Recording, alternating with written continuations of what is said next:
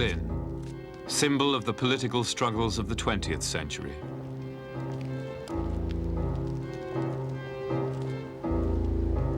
Focus of modern confrontations between the superpowers of East and West.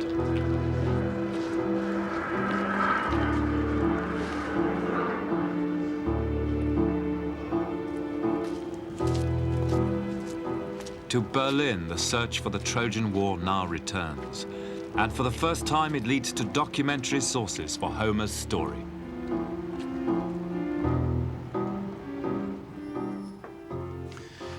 In our search for the Trojan War, we now come to perhaps the most sensational evidence of all, a prehistoric Foreign Office archive, in which, on the face of it, we could actually have letters written to Agamemnon himself, a treaty with Paris, the lover of Helen of Troy, and even, in the most dramatic of all recent finds, a fragmentary diplomat's report concerning the war itself.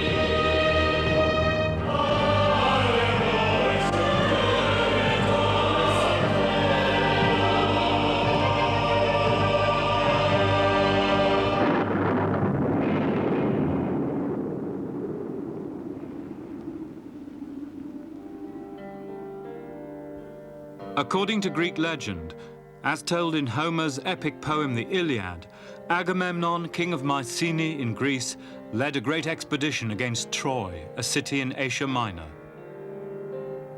The war was fought to punish the seizure of a Greek queen, Helen, by the Trojan prince Paris. Homer says Agamemnon was a great king and had allies from all over Greece and the islands. After 10 years' war, Troy fell, and its royal family, including Paris, was wiped out.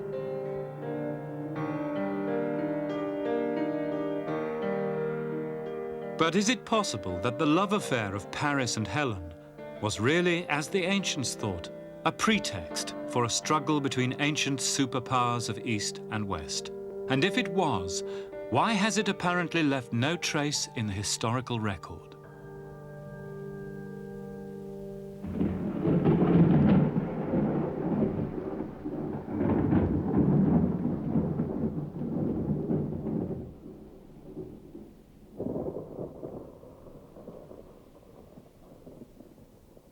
The late Bronze Age, the 13th century BC, was a time of great empires in the Near East. Babylon, ancient but now declining, Assyria, a rising militarist power in what is now Iraq, Egypt, ruled for most of the century by the great builder Ramses II, and lastly, the Hittites, in what is now Turkey, ruling from the Egyptian frontier all the way to the Aegean Sea. And it is the Hittites who are the key to this stage of our search.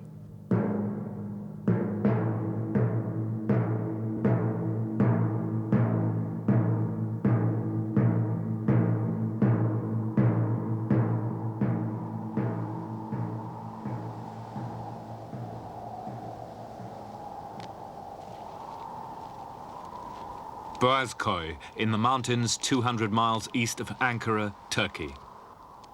In the Bronze Age, this was the capital of the Hittite Empire, Hattusas.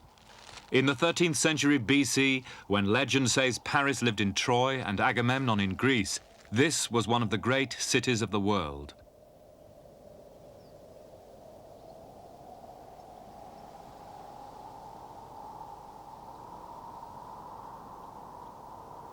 Then these hills were covered by temples, houses, and a huge royal residence on the Great Fort, where ambassadors were received from Egypt and Babylon.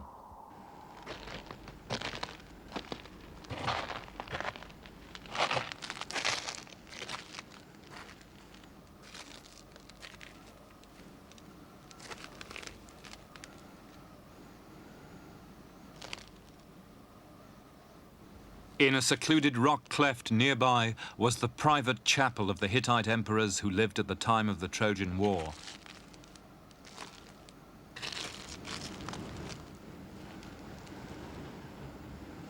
Here they prayed to the great gods of Hatti, chief among them, fittingly in this wild place, the storm god.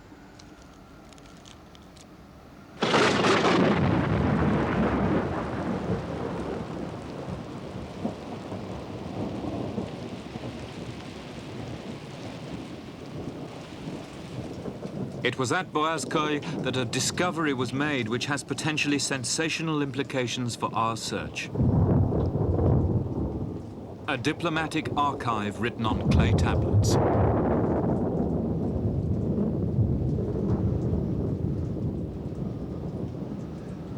This was just one of the archives here at Boğazköy. There were in fact several, and one temple archive has been discovered as recently as 1983. But this was the key diplomatic archive. It still bears the marks of the destruction, the fire which swept Boğazköy in about 1180 BC. You can see here the burned remains reddened by that final fire. It was here in 1906 that the Germans made perhaps the single most significant discovery in Anatolian archaeology. The find of about 2,500 baked clay tablets inscribed with cuneiform writing scattered all over this area and in these rooms. As luck would have it, the find included Hittite Foreign Office records covering the very period of the Trojan War. But at that moment, no one could read them.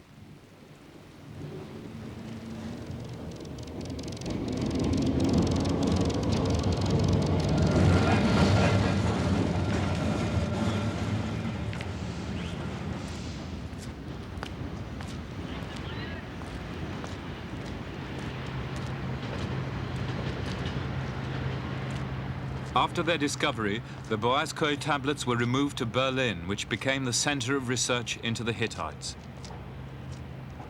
There, at the end of the First War, the Hittite language was deciphered. Soon afterwards, in the Pergamon Museum in what is now East Berlin, a young Swiss scholar was working on the translation of one group of tablets. His name was Emil Forrer.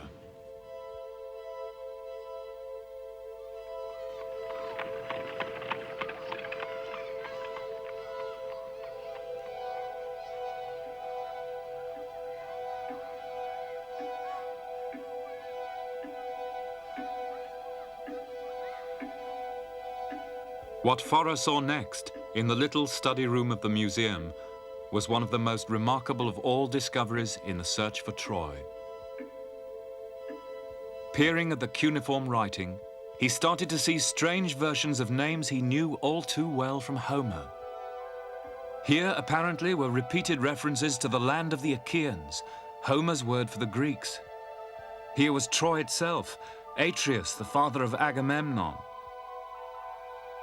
Even Alexandros of Ilios, Homer's other name for Paris, the prince who carried off Helen of Troy herself. For Forrer, born a few years after the death of Heinrich Schliemann, it seemed perfectly likely that these tablets should mention the Greeks as an important state. What more natural that alongside the great powers of the ancient Near East should have been Schliemann's golden Mycenae?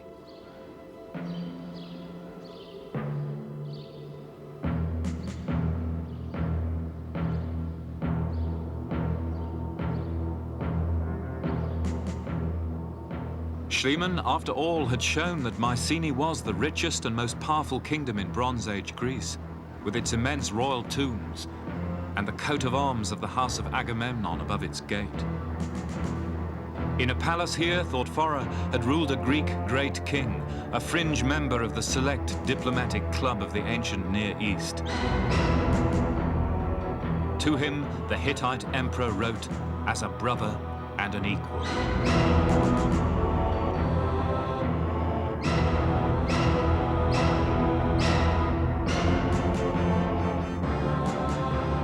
The theory was daring and exciting, too exciting perhaps. By the 1930s, it had been thrown out by the academic world as unproved speculation. But are the Greeks in the Hittite texts?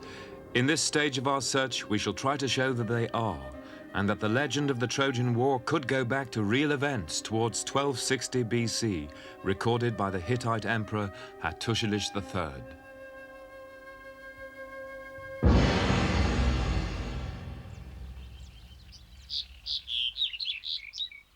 First, we must remember that since the decipherment in 1952 of the Greek Linear B texts, we now know what Emil Forer's generation did not. The Bronze Age rulers of Mycenae were Achaean Greeks, as Homer says. We also now know that the Greeks had relations at ambassadorial level with at least one of the superpowers, Egypt.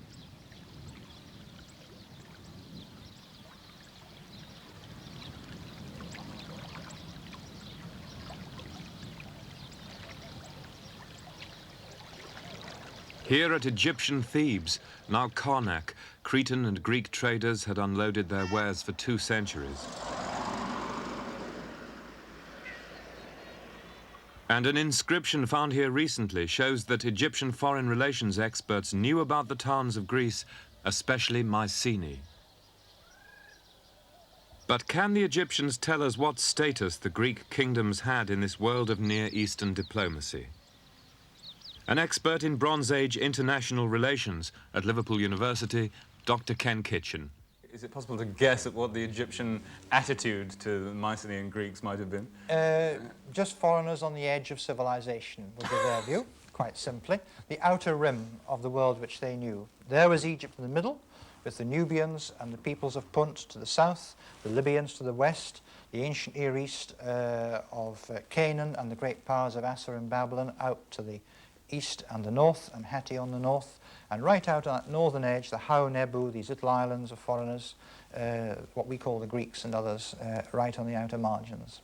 And we talk about the great powers of the day, but I mean, was there a grading of the sort of superpowers and the lesser ones? Very definitely, yes. You had to have certain achievements, presumably warlike successes and things of that kind, or a certain level of empire, to take the formal title of Great King. So there's a definite set of kings who would be recognized as superpowers at the day. There was Egypt, there was the Hittite kingdom, Babylon traditionally had been one, and Assyria claimed it from the Hittites when she conquered a Hittite province, which did not amuse the Hittites at all. She said, the Assyrian king said, "I am great king now, my brother." And the Hittite king wrote back in fury as he'd lost the province, "Don't you brother me." In effect, "Are we sons of the same mother?" was his bitter remark. So there's a very definite superpower status.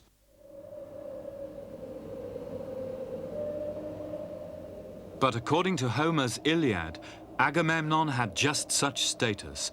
He was a great king, not only of mainland Greece, but of many islands, including Crete and Rhodes. If this is true, was it recorded by the diligent and expert diplomats of the Hittite Foreign Office?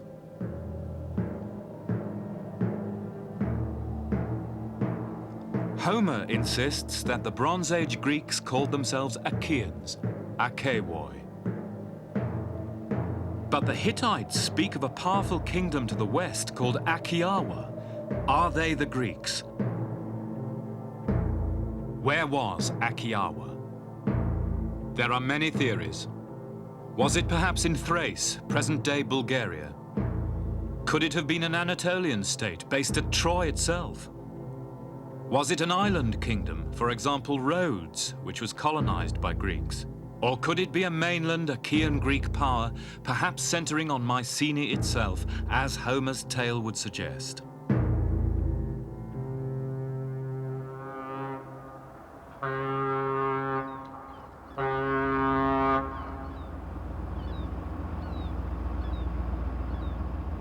The Hittite archive gives us several key facts about Achaeawa. It was a seagoing state with wide contacts. Relations with the Hittites were at times friendly, at times hostile.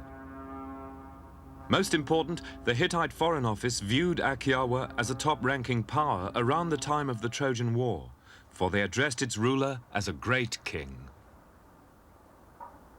And that brings us to this fascinating document. This is a rough draft of a solemn treaty made up between the Hittites and the Syrian state of Amurru. It was drawn up for the Emperor Tudhaliash IV, probably around 1220 BC, probably after the Trojan War. And in it are fascinating lines where Tudhaliash names the kings who were of the top rank, the kings on the same rank as himself. Lugal-uru Misri, the king of Egypt, Lugal-kur Karduniash, the king of Babylon, Lugal-kur Ashur, the king of Assyria, and Lugal-kur Akiava, the king of Akiawa. But tantalizingly, the scribe has crossed out the word Akiawa before the clay had even dried. There are only two conclusions we can draw from that. One is that the king of Akiawa was no longer of the front rank in world politics. The second, and simpler, is that the terms of this treaty, which is only a rough draft, were not meant to apply to him. But either way, it would seem that this mysterious king was a great figure in Eastern Mediterranean politics.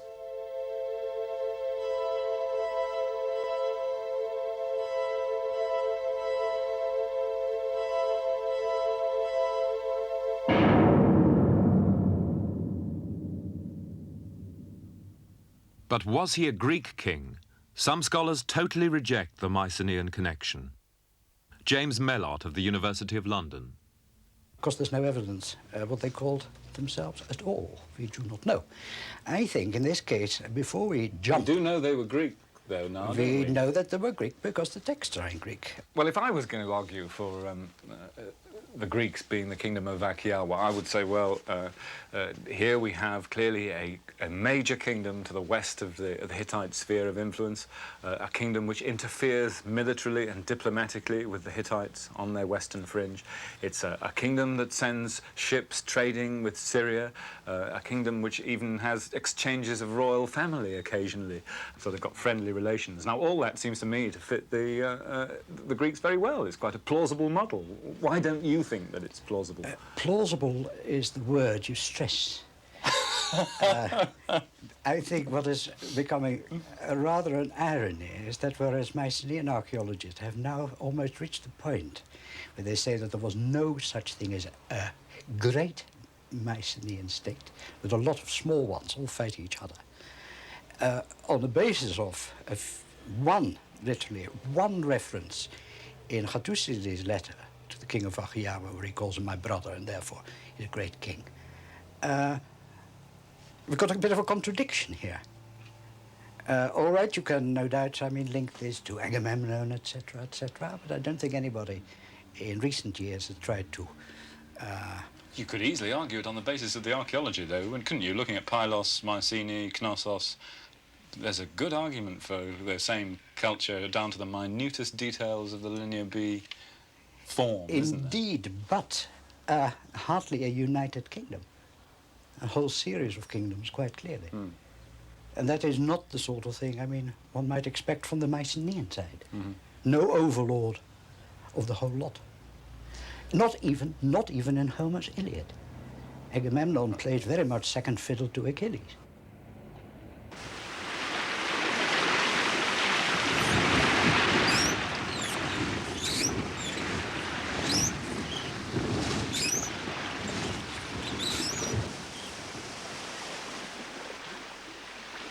We're in the narrow seas between the coast of Turkey and the Greek islands opposite. A place which has been a cultural crossroads for 3,000 years. For longer than civilization has existed, ordinary people, men, women, their belongings and children have crossed here to try and settle and scratch a living. In the time that legend assigns the Trojan War, we know now that the islands which we call Greek, like Kos, opposite us, were already settled by Greeks, and that the Greeks had already got their foothold on the shores of Asia Minor, as in places like this one, Halikarnassos, now Bodrum with its great crusader castle. This was a slave market in Mycenaean times. From this place, raw materials and slaves were exported to mainland Greece by a rich colonial middle class whose cemeteries have been discovered. And it was places like this which were the potential flashpoints in the late Bronze Age Aegean world of the 13th century BC.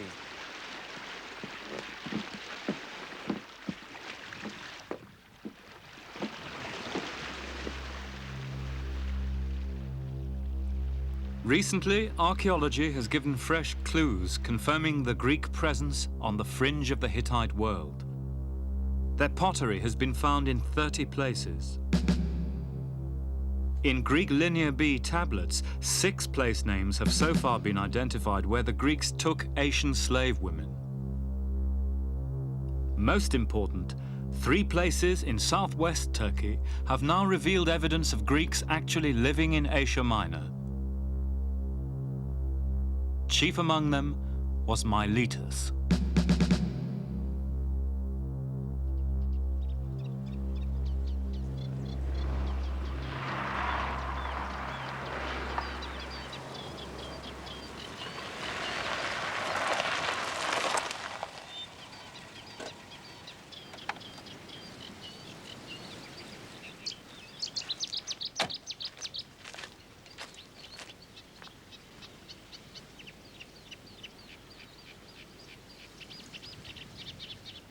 Once the greatest of all Greek cities in Asia, Miletus now lies abandoned, its lifeblood drained away when the Meander River silted up its harbors.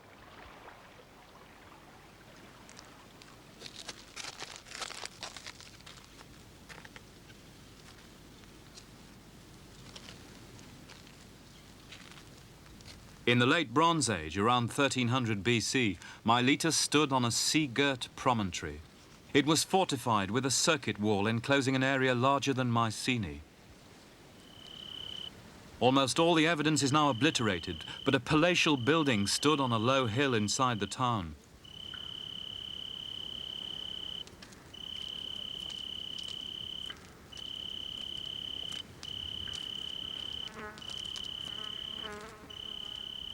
Nearby are the remains of typically Greek chamber tombs. A well-to-do cemetery where rich citizens of Miletus were buried with Greek grave goods imported from Mycenae.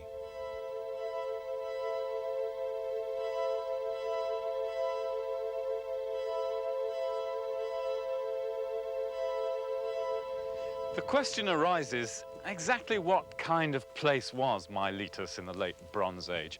It would be tempting to call it a Mycenaean colony, but it's not as simple as that. It was obviously a place where many races met. People of Anatolian, Carian origin, people of Cretan origin, Greeks, maybe even a sprinkling of Hittites. A Hittite pilgrim flask has turned up here. So it was a cosmopolitan place. But there must have been a strong central authority, because only a strong authority, and one with money and influence, could have built that great circuit wall around the low promontory which was Mycenaean Miletus there. And presumably that authority lived in the palatial building on that hill. But was that central authority Greek? Was Miletus even ruled from mainland Greece?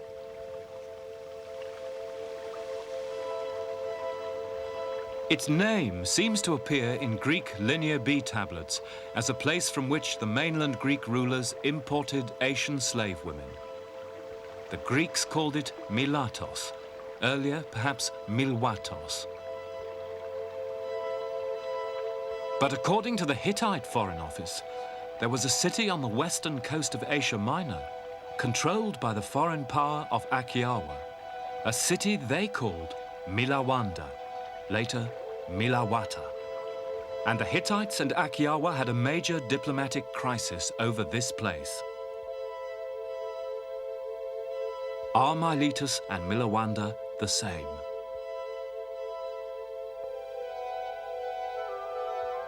If we can prove they are, then Aegean can only be mainland Greece.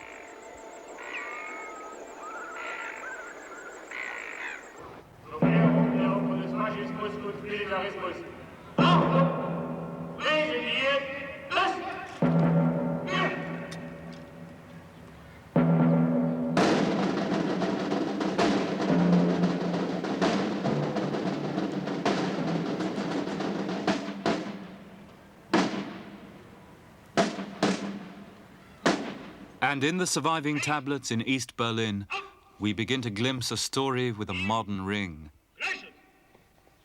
a story of political jostling between superpowers who were willing to sacrifice lesser states to political expediency. The hidden workings of such diplomacy are difficult enough to fathom today, the true meaning of the words themselves often elusive.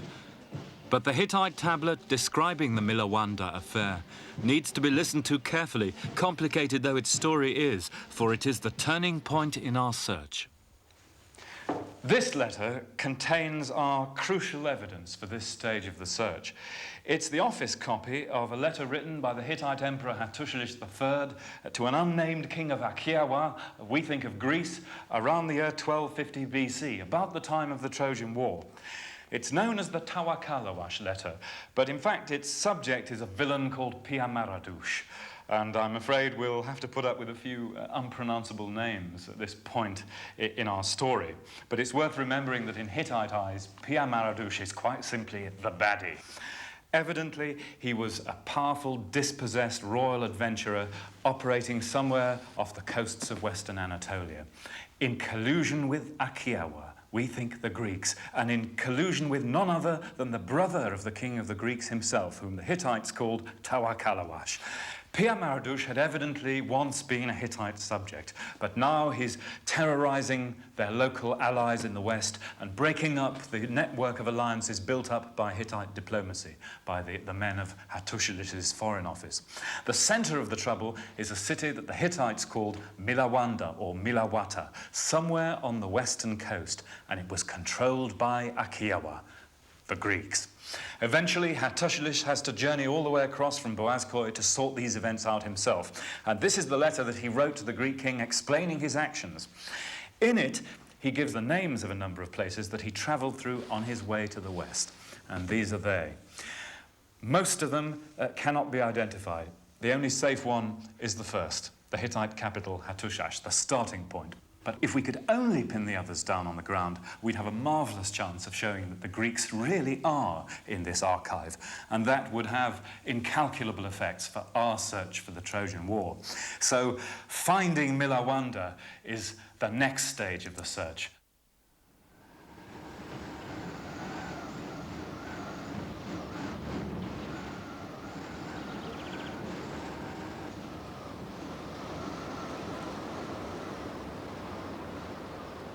The empire administered from Hattusas depended on its ability to protect its distant provinces. And Hattusili was not a man to refuse the challenge of a villain like Piamaradush. Now around 60, brother of the late king, Hattusili had been a sickly child, but by great willpower had become the Hittites' best general. And then, when he deposed his unpopular nephew, great king himself, as he put it, with the blessing of the storm god.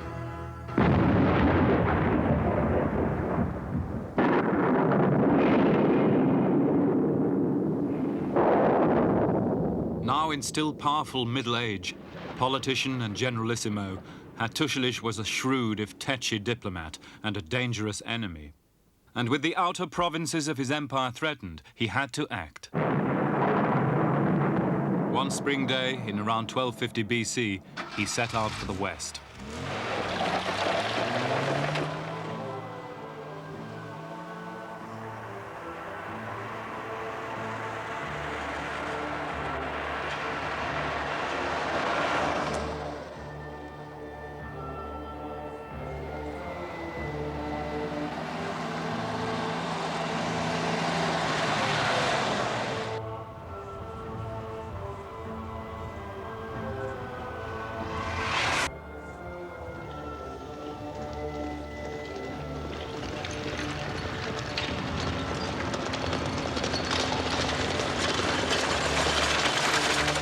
A week into the journey, the letter says Hattusili reached the road junction of Salata, probably modern Sivri Hisar, 100 miles west of Ankara.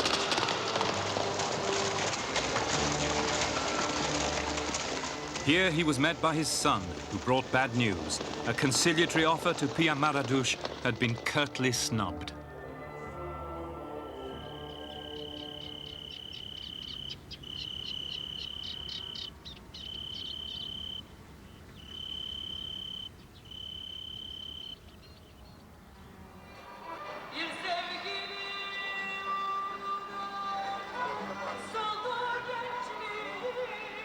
After Salapa, the main western road ran, as it still does, to the modern town of Aphion, the Hittite fortress of Hapanuwa.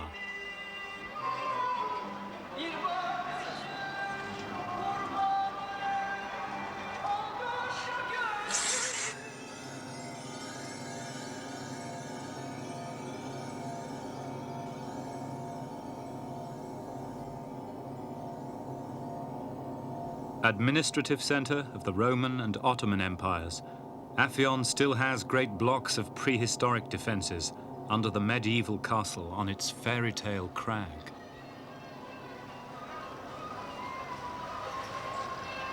But which way do we go from here? Hattusilish obviously knows where he's going, but we don't. All we know is that he's going westwards towards the coast. But the coast of Asia Minor is a very big place. And really, this is our crunch here in Aphion, because from here we have to make the decision as to whether we're going to go up towards the Sea of Marmara in the northwest, near the region of Troy itself, to look for Milawanda. Are we going to go directly westwards towards modern Izmir, or are we going to go down into the southwestern corner opposite the Greek islands of Kos and Rhodes? To me, the evidence for the southwestern location is absolutely overwhelming. The question centres on the people that the Hittites and Hattusilish called the Luka people, who called in Hattusilish all the way from Boğazköy to help them. Are they the people who later lived in what was known as Lycia, today Lycia, this southwestern coastal area? Well, they also appear in the guise of pirates raiding Cyprus down here, which is really barely conceivable if they lived up in the Sea of Marmara. But most interesting of all, a number of the towns in Lycia seem to have preserved their names from Hittite times all the way through to classical times, 1,000 years or more. So I think that the Luka people are to be found in this southwestern area known later as Lycia, and that, I think, is where Hattusilish headed, and that's where we're going to go.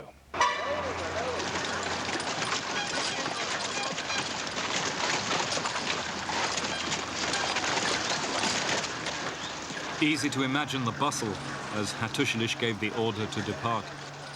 The troops singing their marching song, the royal kinsman, the wine master, Sahurunwas, the master of the scribes on wood, Kamalias, the head cook, and the rest of the king's immense retinue.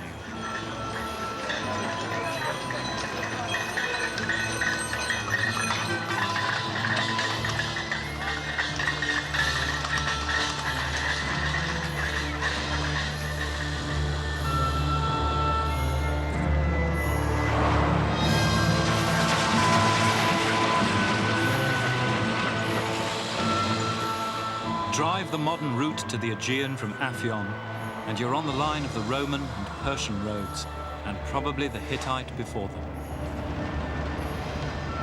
It is one of the immemorial travel routes through Anatolia.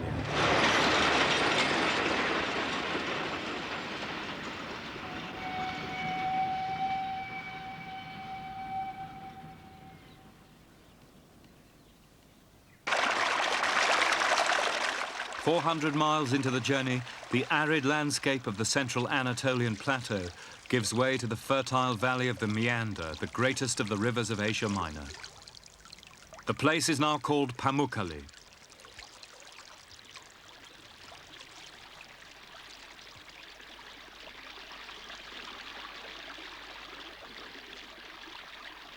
Here, the ancient road descended into the river plain before heading west on the last leg towards the Aegean Sea and the Greek world.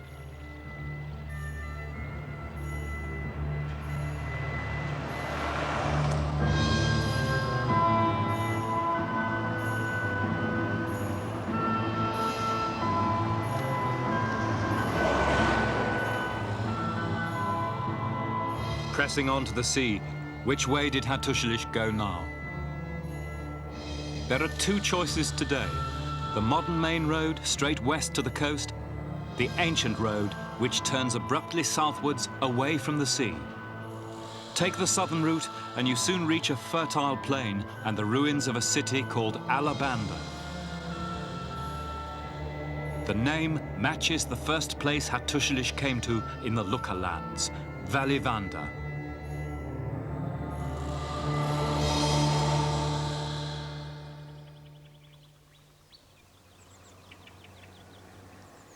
Hattusili's letter now gives us another clue. The next place he reached was a fortress called Ialanda on a steep and waterless height.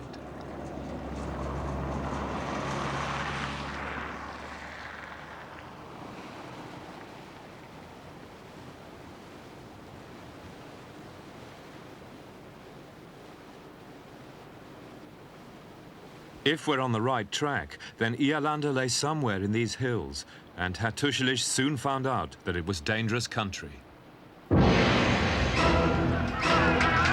I was attacked there in 3 places. Now the hill of Ialanda is very steep and difficult to attack, so I dismounted and went up on foot. I smashed the enemy there. I took many prisoners, and I devastated Ialanda.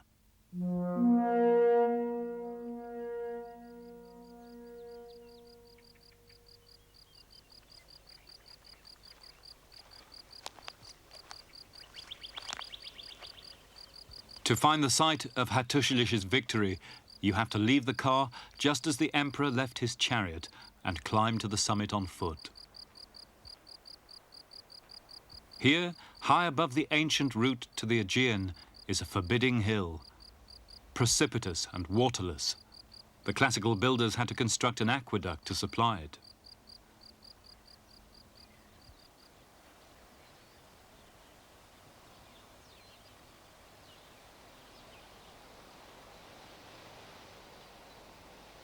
This natural fortress was sieged only with great difficulty by Alexander the Great himself 1,000 years later.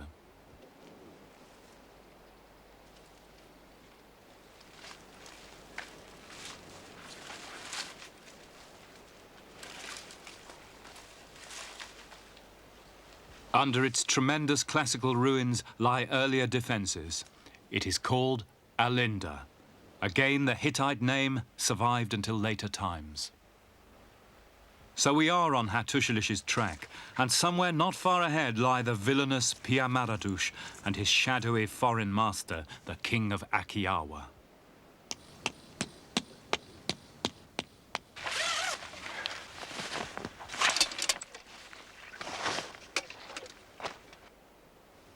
Such thoughts were on Hattusili's mind as he camped nearby, for now he had his scribe write again to the Akiawan king. My brother, I'll tell you exactly what happened. As we were short of water, I divided my forces and left my 7,000 prisoners under light guard. But Pia-Maradush seized them. I would have let bygones be bygones, but for that. My brother, I wrote to him a last time, asking him to come here to me. And I write to you, asking whether you know of his attacks on me. I have done all this before I cross over into your territory around Milawanda.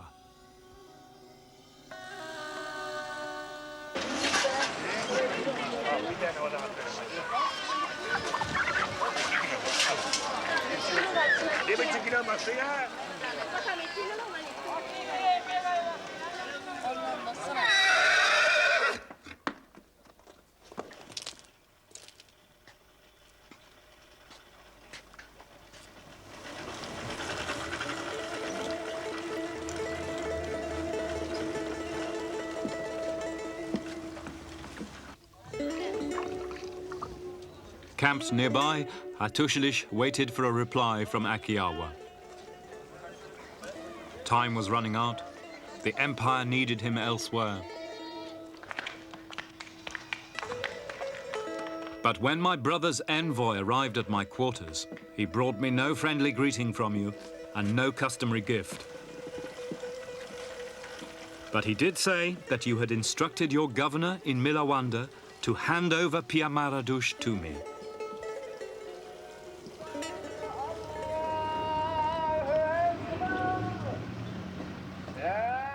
That was what Hattusili wanted to hear. He would go to Milawanda himself and take Pia-Maradush. And that, let us remember, involved crossing over a foreign frontier recognized by treaty by his foreign office.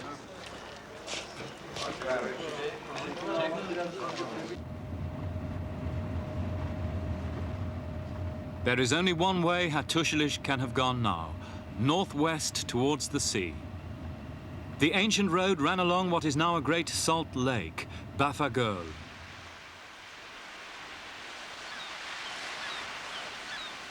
Once sea, Lake Baffa has now been cut off from the Aegean by the silting of the meander. But in the Bronze Age, it formed a great gulf around which the land route to the west had to make its long detour through the mountains. Then the meander flowed into an immense bay. And in that bay lay Hattusili's goal, the city of Milawanda, Mycenaean Miletus.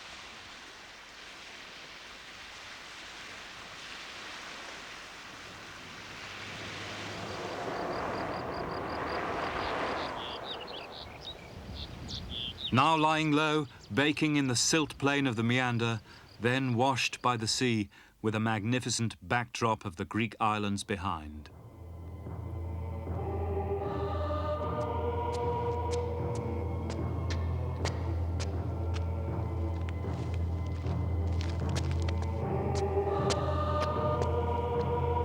What happened next we have in Hattusilish's own words, and after a week on the road in his company, it was easy to put yourself in his shoes.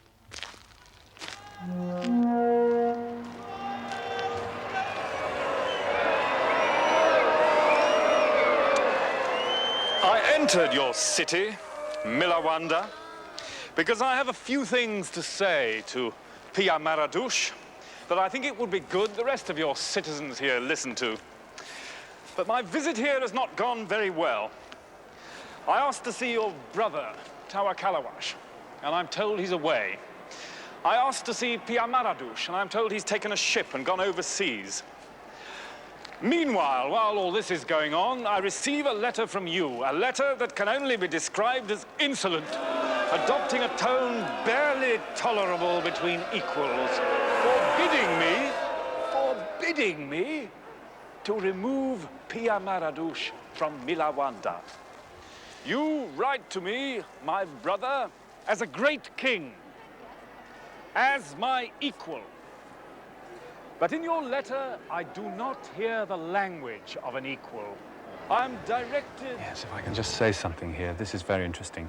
Hattusilish, throughout his life, was very touchy about the way that he came to the throne because he'd deposed his nephew, and anybody who suggested that he wasn't a genuine great king made him see red. In fact, Ramses II of Egypt had to write to him saying, look, my brother, of course you're a great king.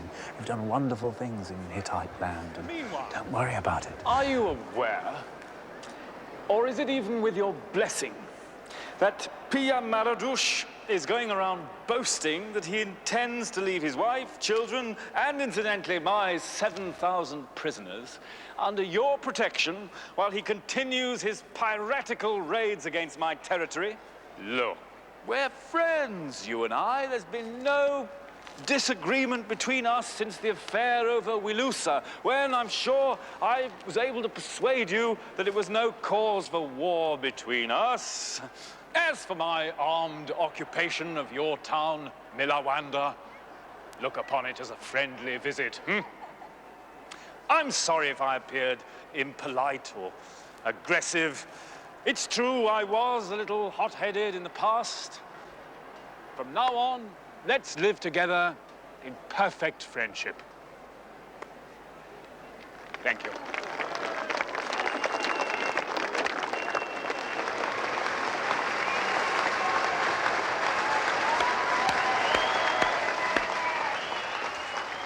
Tremendous, isn't it? Can you imagine any modern government being so reasonable?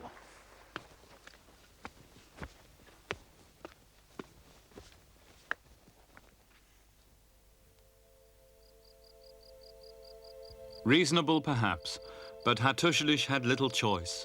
His hold over his western protectorates was now unsteady. In the face of Achaeawan command of the sea, he had to be conciliatory towards the great king of Achaea land.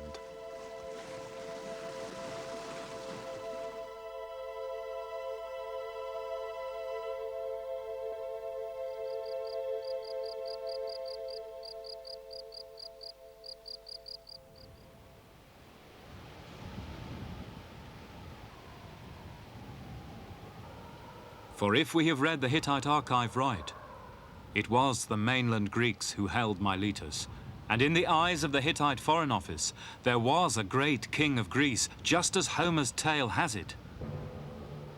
A king who interfered militarily on the shores of Asia Minor, exactly as the Iliad remembered.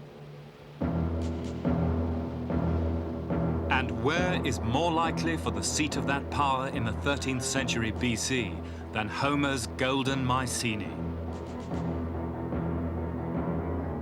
On the face of it, Hattusili's correspondent could be Agamemnon himself.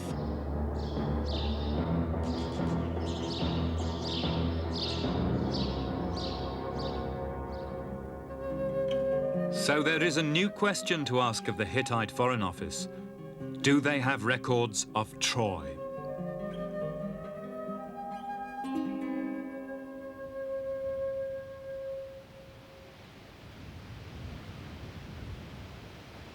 The mound of Troy, called Hisarlik, stands on a ridge at the mouth of the Dardanelles in northwest Turkey. It has been excavated 3 times by the Germans Heinrich Schliemann and Wilhelm Dörpfeld and the American Carl Blegen.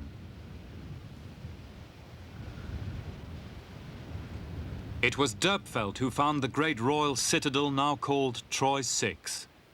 Its fine walls and towers suggest it was the capital of a medium-sized kingdom.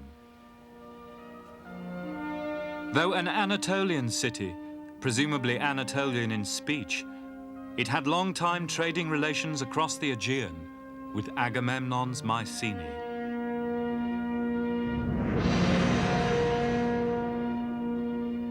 This city was violently destroyed in Hattusili's day, but the excavators disagreed as to whether the cause was an earthquake or the hand of man.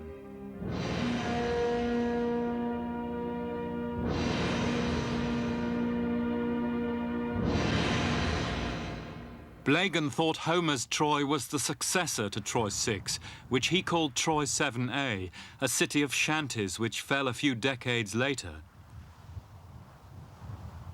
But was either of these cities the Troy of the Trojan War? And can the Hittite texts help us decide the question?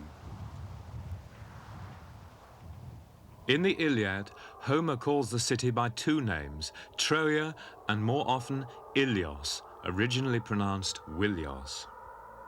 Now in this general area, an earlier Hittite tablet names 2 places, Tarwisa and next to it, Wilusia. At the time of the Trojan War, they may have come within an important state called Wilusa, and according to Emperor Hattusilis, it was over this state that the Hittites actually came to blows with the Greeks. Was Wilusa Troy?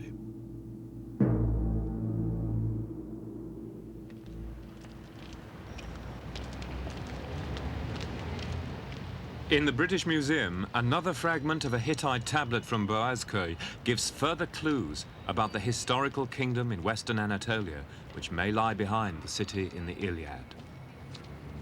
It is a treaty between the king of Wilusa and Hattusili's brother, which could put it into the period of the Trojan War. The Hittite emperor demands military aid from his western ally in time of war.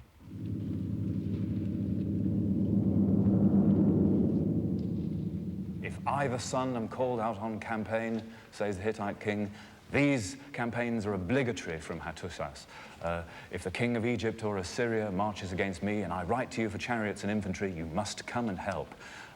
Now, that treaty dates from about the time of the great battle at Kadesh in between the Hittites and the Egyptians, in which the Egyptian intelligence department had information that among the Hittite western allies were a people known as Dardani, the very name Homer gives to the people of Troy.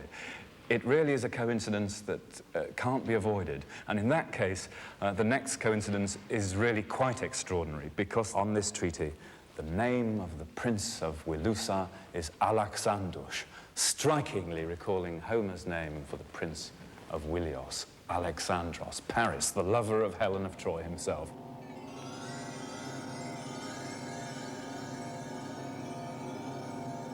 Alexandros is the usual name given by Homer to Paris.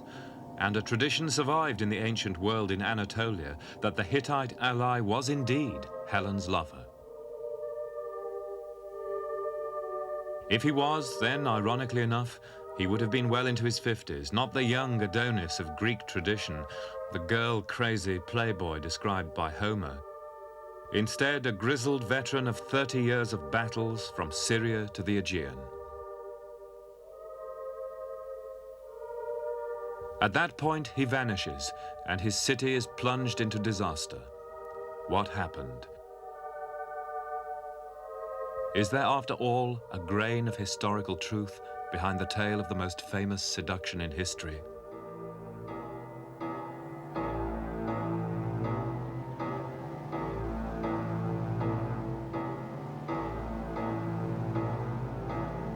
To find out, we must return to the Hittite archive in Berlin for a last time. And from these fragmentary Cold War messages 3,000 years old, a possible story can be reconstructed. The story of a state caught between two great powers and eventually dismembered by their rivalry.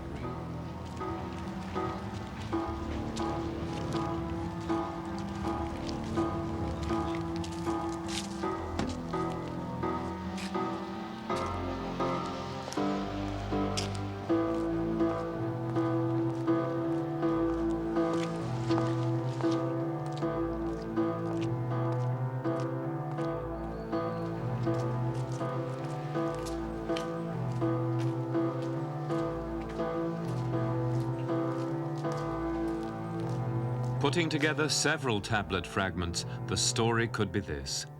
Soon after Hattusilish seized the throne, in 1263 BC, some of his western protectorates were persuaded to renounce allegiance, relying on the great king of Greece against the Hittites.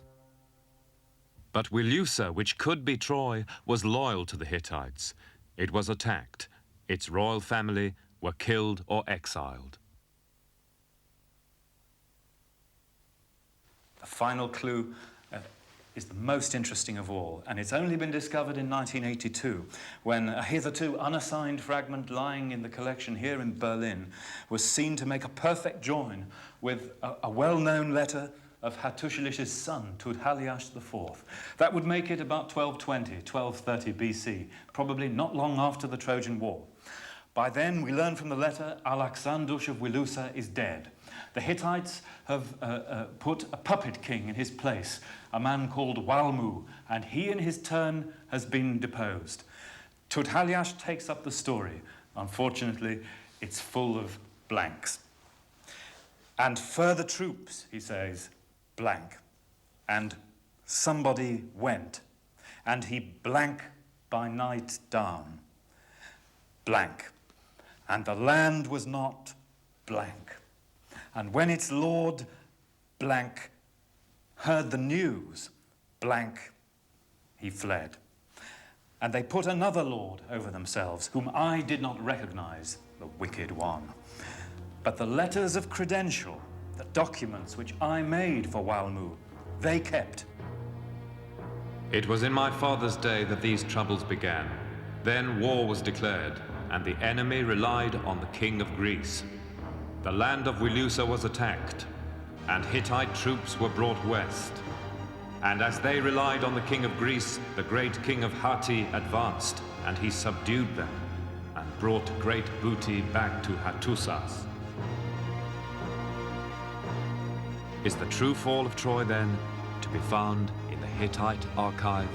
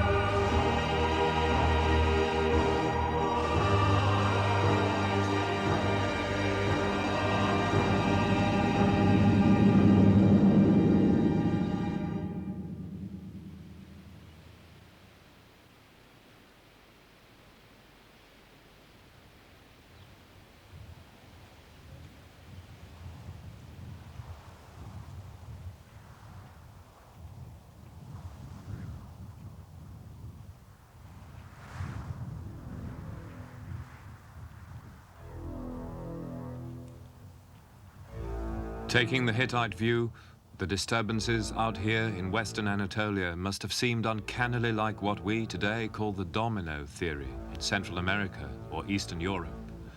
The diplomatic fabric patiently built up by their Foreign Office experts over 2 centuries was now being torn apart.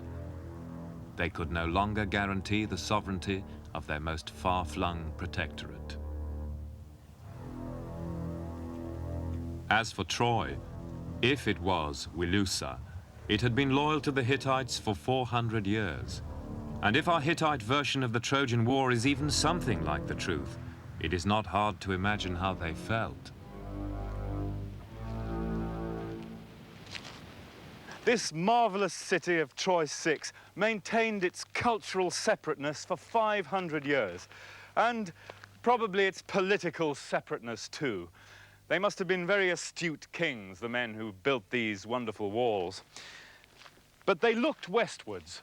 Their main imports seem to have been from Mycenae itself.